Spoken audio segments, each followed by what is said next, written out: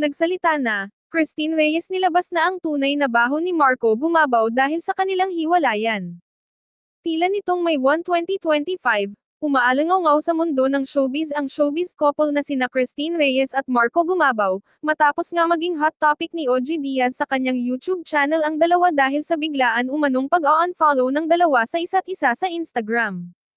Ang naging isyu at iniintriga kasi ngayon na pera ang naging dahilan kung bakit naghiwalay sina Christine at Marco na lumabas kasabay ng kasagsagan ng pangangampanya ng binata na tumatakbong kongresista sa 4th District ng Camarines Sur.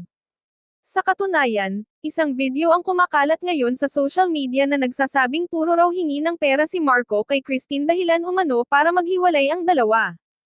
Ayon sa pahayag ni OG Diaz, ang mga fake news naglilipa na katulad ng isang fake news ang kumakalat, nakakaloka, di ba? Naghiwalay dahil sa pera. Diyos ko naman.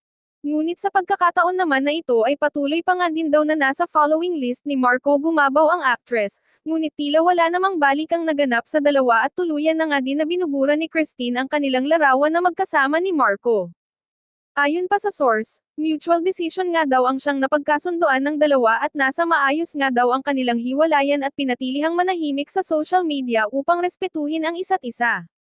Samantala sa kabila naman nito ay pinatilihan namang maging missing in action si Marco Gumabaw dito matapos i-mention at bumuhos ng pambabatikos sa kanilang hiwalayan ni Christine Reyes, maging ang pamilya Gumabaw nga ay tikom sa break-up ng dalawa dahil sa nirerespeto nga daw nila ang naging desisyon ng mga ito.